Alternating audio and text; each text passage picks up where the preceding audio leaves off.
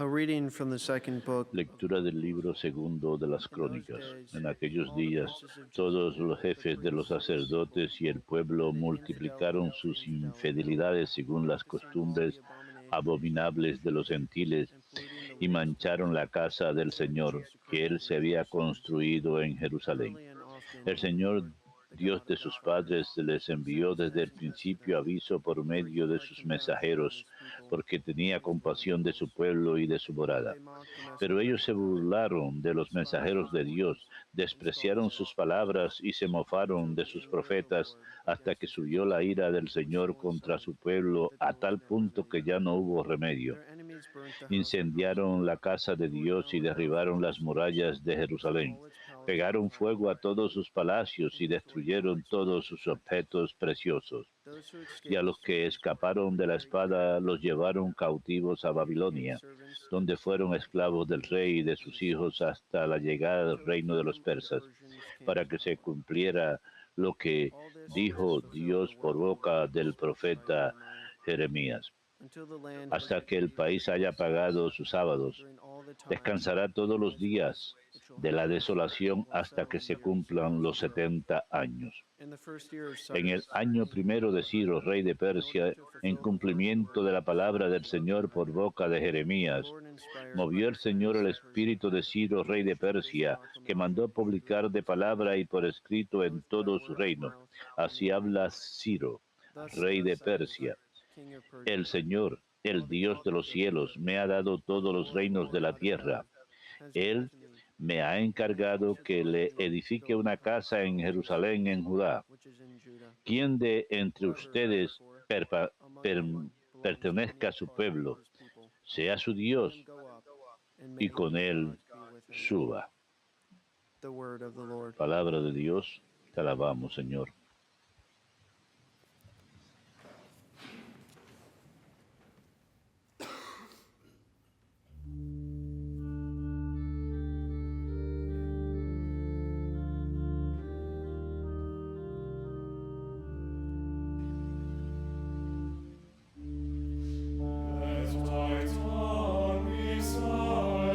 Que se me pegue la lengua al paladar si no me acuerdo de ti. Que se me pegue la lengua al paladar si no me acuerdo de ti. Junto a los canales de Babilonia nos sentamos a llorar con nostalgia de Sión. En los sauces de sus orillas colgábamos nuestras cítaras. Que se me pegue la lengua al paladar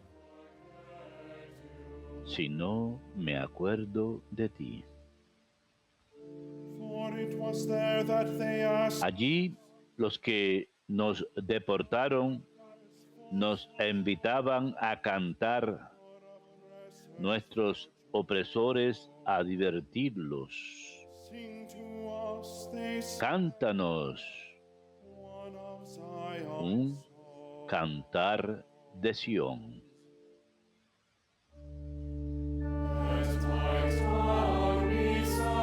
Que se me pegue la lengua al paladar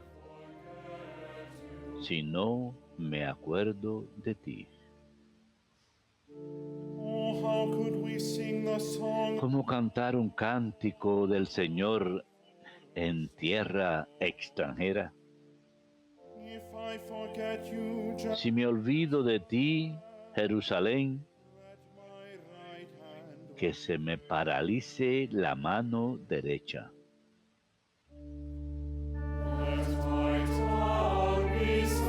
Que se me pegue la lengua al paladar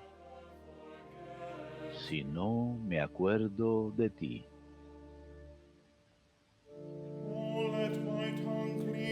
Que se me pegue la lengua al paladar si no me acuerdo de ti. Si no pongo a Jerusalén en la cumbre de mis alegrías.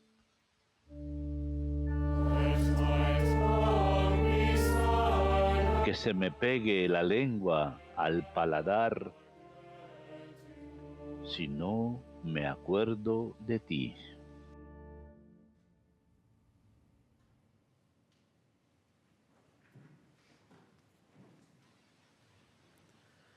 A reading from the letter of Lectura de la carta del apóstol San Pablo a los Efesios.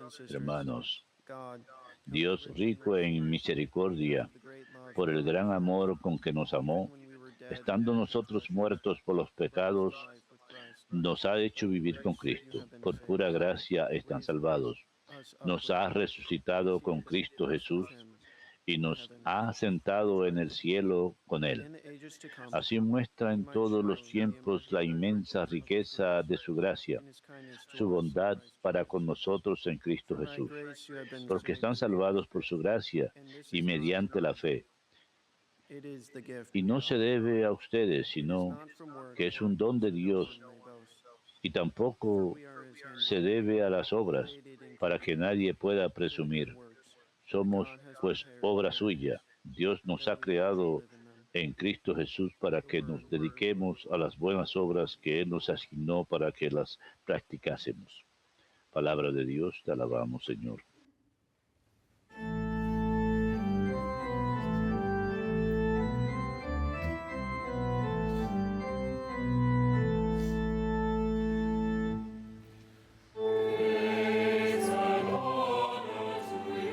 Gloria y honor a ti, Señor Jesucristo.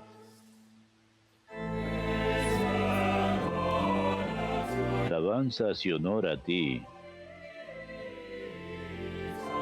Señor Jesucristo.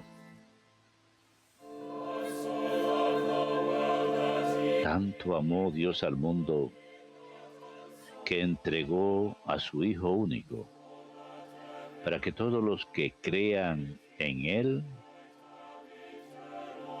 tengan vida eterna.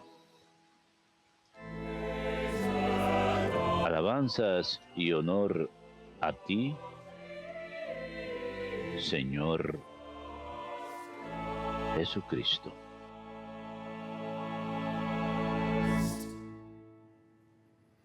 Dominus vobiscum.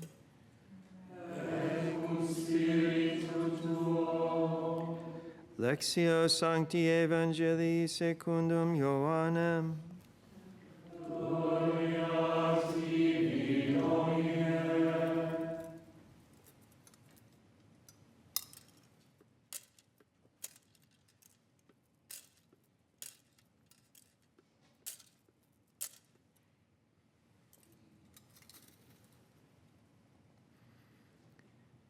Jesus said to Nicodemus, En aquel tiempo dijo Jesús a Nicodemo, lo mismo que Moisés elevó la serpiente en el desierto, así tiene que ser elevado el Hijo del Hombre para que todo el que cree en él tenga vida eterna. Tanto amó Dios al mundo que entregó a su Hijo único, para que no perezca ninguno de los que creen en él, sino que tengan vida eterna. Porque Dios no mandó su Hijo al mundo para condenar al mundo, sino para que el mundo se salve por él. El que cree en él no será condenado. El que no cree ya está condenado, porque no ha creído en el nombre del Hijo único de Dios. Esta es la causa de la condenación, que la luz vino al mundo y los hombres prefirieron la tiniebla a la luz, porque sus obras eran malas. Pues todo el que obra perversamente detesta la luz y no se acerca a la luz, para no verse acusado por sus obras. En cambio, el que realiza la verdad se acerca a la luz, para que se vea que sus obras están hechas según Dios.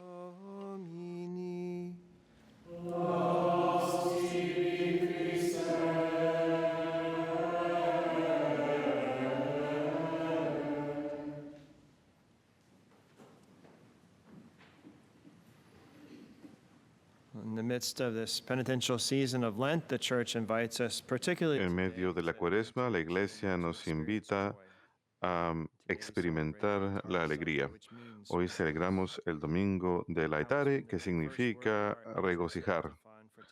Viene de la primera palabra de la antífona de entrada de hoy, que comienza diciendo: regocíjate, Jerusalén, y todos los que la aman. Regocíjense todos los que guardaban luto por ella.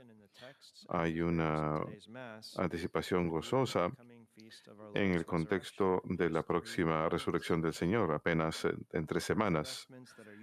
Las vestimentas púrpuras que usualmente se usan durante la misa en Cuaresma son cambiadas por vestimentas rosadas. Y la alegría es un efecto de la caridad. Al crecer en la virtud de la caridad, al crecer en nuestro amor por Dios y el prójimo, la alegría es un fruto interior de ello, de esa caridad, igual que la paz. Eso es en lo que debemos enfocarnos durante Cuaresma, crecer en la caridad y en el amor por Dios y el prójimo. Y esto nos da alegría.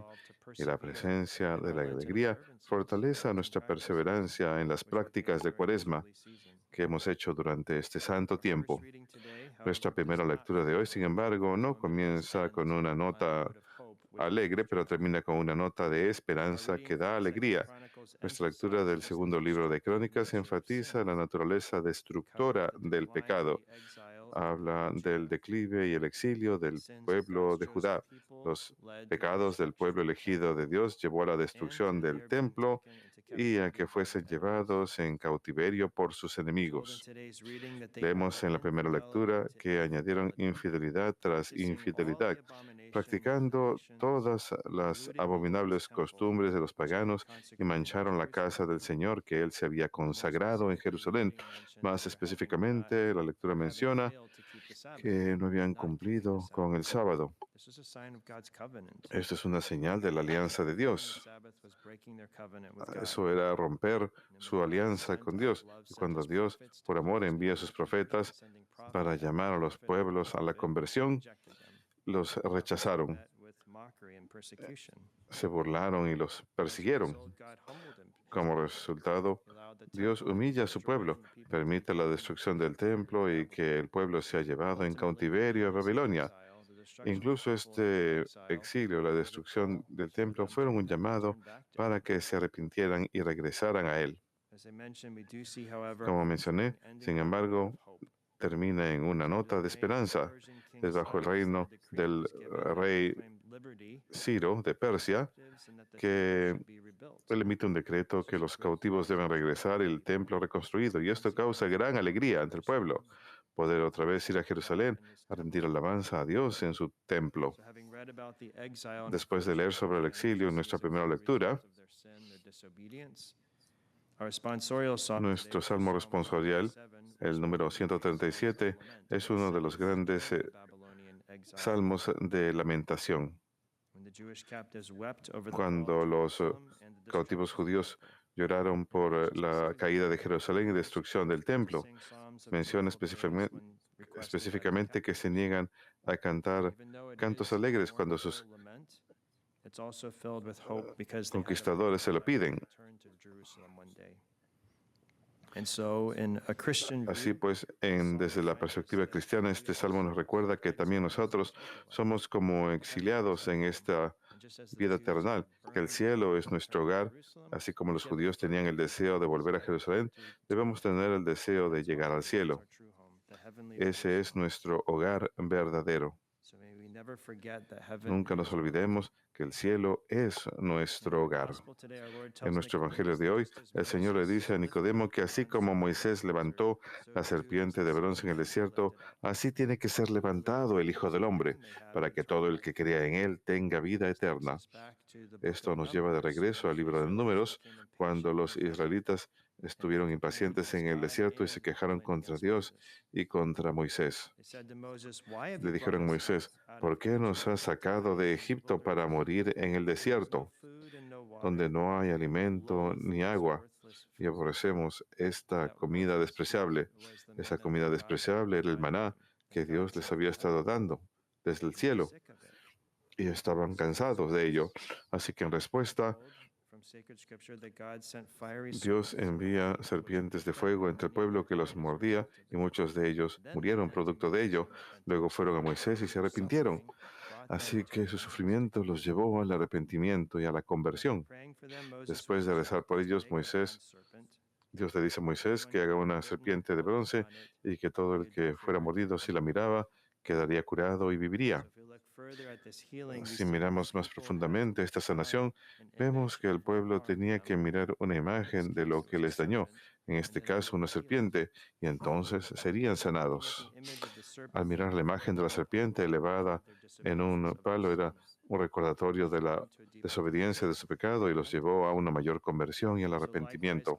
De la misma forma, nuestra humanidad caída está siendo curada o sanada por Cristo, quien fue levantado en la cruz.